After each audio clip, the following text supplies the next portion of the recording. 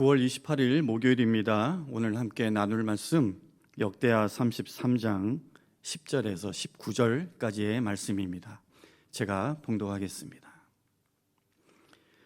여호와께서 므낫세와 그의 백성에게 이르셨으나 그들이 듣지 아니하므로 여호와께서 아수르 왕의 군대의 지휘관들이 와서 치게 하심에 그들이 므낫세를 사로잡고 쇠사슬로 결박하여 바벨론으로 끌고 간지라.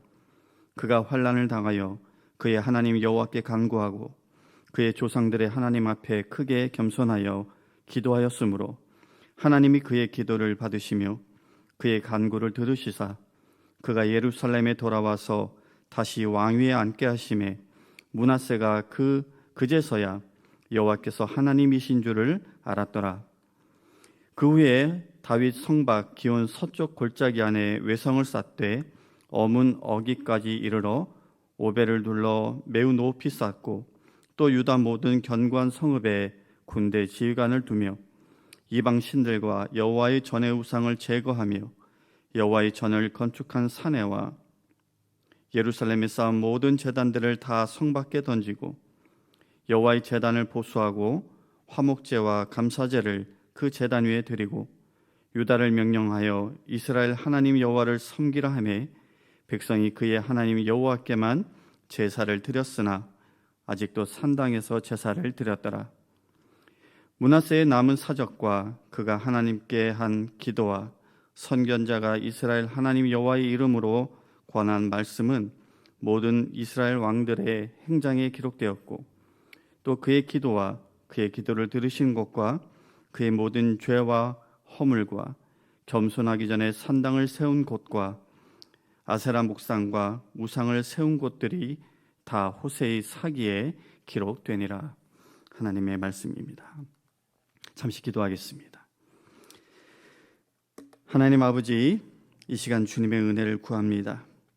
주신 말씀을 통해 나의 믿음의 현주소를 점검하고 주님 앞에 다시 한번 믿음의 결단으로 나아가는 은혜의 시간으로 인도하여 주시옵소서. 감사하며 거룩하신 예수님 이름으로 기도합니다. 아멘. 지금까지 역대기서에 등장한 남왕국 유다의 왕들을 구분해 본다면 다음과 같이 두 부류로 나눌 수 있을 것 같습니다. 하나는 여호와 보시기에 정직하게 행한 왕, 또 하나는 여호와 보시기에 악을 행한 왕. 그렇다면 오늘 본문의 주인공 므낫세는 어느 쪽에 속한 왕이었나요?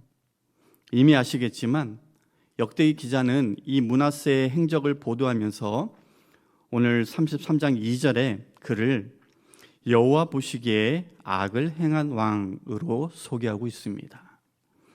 그러면서 그의 악행을 구체적으로 언급하고 있는데요. 이건 마치 그 남유다 역사에서 악한 왕의 대명사 중 한 사람이었던 그의 할아버지 아하스보다 내가 더 악한 왕이다라는 것을 그렇게 보여주기라도 하려는 듯이 그 죄의 목록을 보면은 실로 엄청납니다.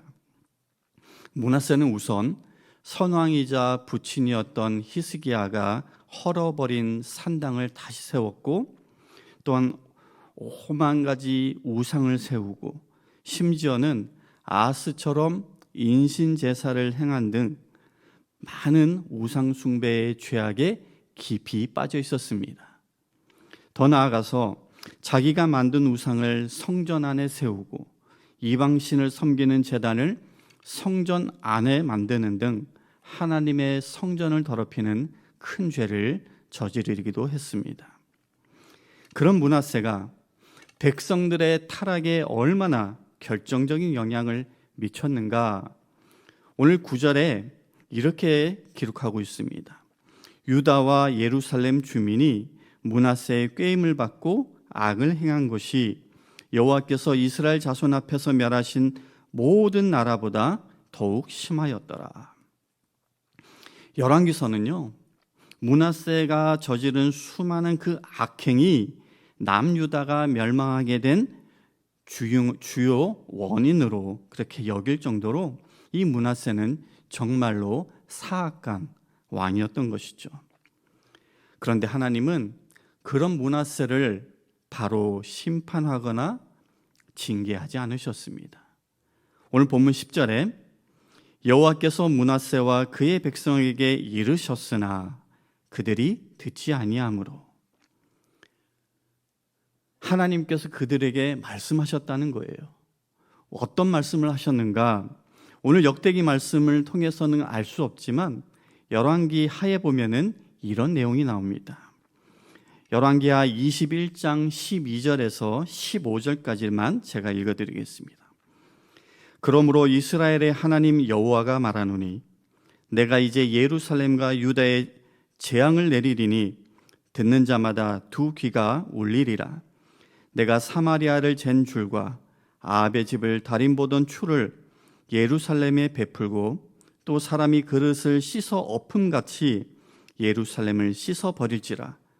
내가 나의 기업에서 남은 자들을 버려 그들의 원수의 손에 넘긴즉 그들이 모든 원수에게 노략거리와 겁탈거리가 되리니 이는 애굽에서 나온 그의 조상 때부터 오늘까지 내가 보기에 악을 행하여 나의 진노를 일으켰음이니라.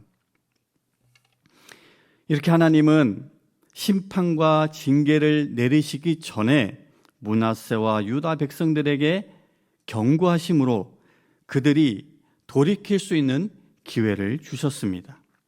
하지만 그들은 끝내 하나님의 말씀에 귀 기울이지 않았죠. 결국 하나님은 므낫세를 징벌하고 마는데요.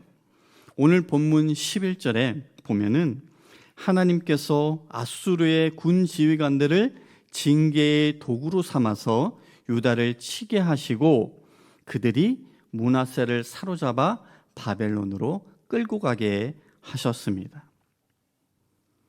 그러자 예상치 못한 반전이 일어났습니다. 12절, 13절인데요. 그가 환난을 당하여 그의 하나님 여호와께 간구하고 그의 조상들의 하나님 앞에 크게 겸손하여 기도하였으므로 하나님이 그의 기도를 받으시며 그의 간구를 들으시사 그가 예루살렘에 돌아와서 다시 왕위에 앉게 하심에 므낫세가 그제서야 여호와께서 하나님이신 줄을 알았더라. 바벨론에 끌려가서 무슨 고난을 얼마나 당했는지는 알 수 없지만 그렇게나 악했던 므낫세가 환난 속에서 하나님을 찾고 구했다라는 겁니다. 그것도 크게 겸손한 모습으로 말이죠. 또한 그가 무엇을 하나님께 기도했는지는 알 수 없으나 하나님은 그의 기도를 들으시고 그의 간구를 받아주셨다. 그래서 그가 예루살렘으로 돌아와서 왕에 복귀하도록 해주셨다라는 겁니다. 뭐 하나 선한 것을 찾을 수 없었던 므낫세. 이렇게 전해 내려오는 말에 의하면 당시 활동했던 선지자 이사야를 그가 톱으로 켜서 죽였다라고 할 정도로 므낫세는 정말로 사악한 왕이었지만 그가 회개하자 하나님은 그를 회복시켜 주시고 기도하니 들어주셨다라는 이것을 보면서 정말이지 하나님의 긍휼하심은 이루 말할 수가 없고 하나님이 용서하지 못할 죄란 없다라는 것을 다시 한번 확인하게 됩니다. 그런데도 만일 사람이 용서받지 못한다면 그것은 그가 저지른 죄의 질이 너무나도 극악해서가 아니라 회개하지 않기 때문인 거죠. 그 죄가 정말 아무리 크고 큰 죄라 할지라도 진정으로 회개하는 자에게 하나님은 헤아릴 수 없는 그 용서의 은혜를 베푸시고 회복해 주신다라는 이 사실을 믿으시고 혹 나에게 여전히 해결하지 못한 죄의 모습이 있다면 예수 그리스도의 그 보혈의 공로를 의지하여 겸손히 회개하기를 주저하지 않는 그런 우리가 되기를 소망합니다. 그렇게 하나님의 말할 수 없는 은혜로 긍휼로 예루살렘에 다시 돌아온 이 므낫세는 이제 종교 개혁을 단행합니다. 15절에 보면 자신이 세웠던 이방 신들과 성전 안의 우상을 제거하고 하나님의 제단을 보수하고 감사제와 화목제를 드렸을 뿐만 아니라 유다 백성들에게 이제 이스라엘 하나님 여호와만을 섬기라라고 했고, 백성들은 그 왕의 명령에 따라서 하나님께만 제사를 드렸다라고 나오고 있죠. 그렇게 므낫세는 회개해서 옛사람의 모습을 벗어버리고 나름 열심히 종교개혁을 단행했는데요. 그럼에도 한 가지 아쉬운 부분이 남아 있습니다. 17절에 보면 백성이 그의 하나님 여호와께만 제사를 드렸으나 아직도 산당에서 제사를 드렸더라 라고 되어 있습니다. 므낫세가 산당을 제거하지 못한 건지 안 한 건지 확실히 알 수는 없지만 산당이 여전히 남아 있었던 것이죠.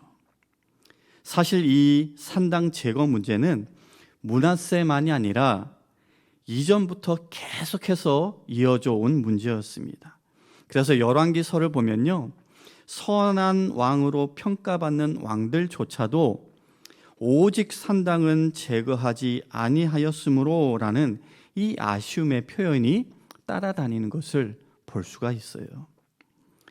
비록 지금 이 산당은 므낫세가 다시 세운 것이긴 했지만 그 또한 다시 철폐한다는 것이 실로 어려웠던 것입니다.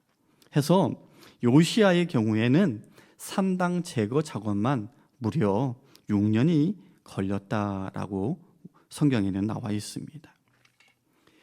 물론 본문의 경우에 산당에서 제사를 드린 그 대상은 우상이 아니라 하나님이었습니다. 하지만 중요한 것은 산당 제사는 하나님이 허용하신 제사가 아니었다라는 거예요.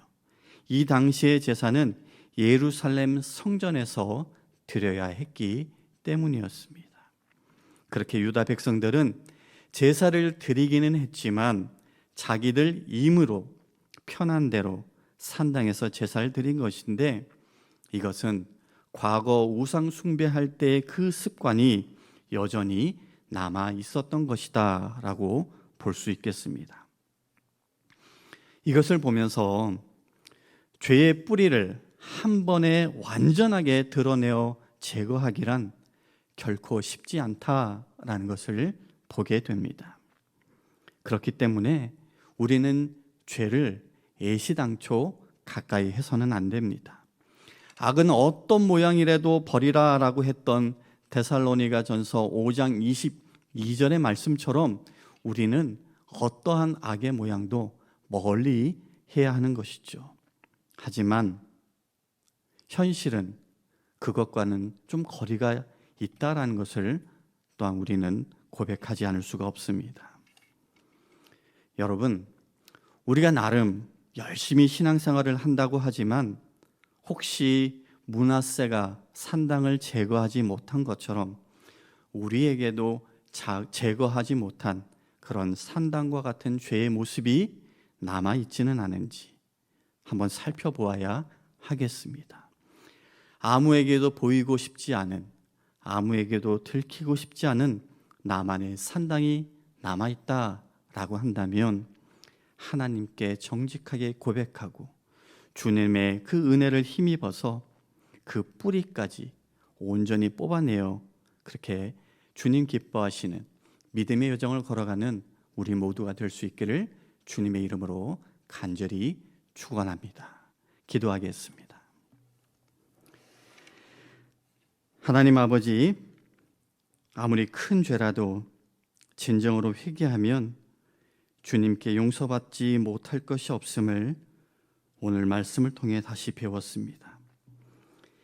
아직도 은밀하게 우리 안에 또 우리 삶에 보이지 않는 산당이 남아있지는 않은지 살펴보게 하시고, 있다면 회개하고 과감히 부시고 버림으로써 다시 한번 순수한 신앙을 회복하고 살아가는 우리 모두가 될 수 있도록 주님 축복하여 주시옵소서. 감사하며 거룩하신 예수님 이름으로 기도하옵나이다. 아멘.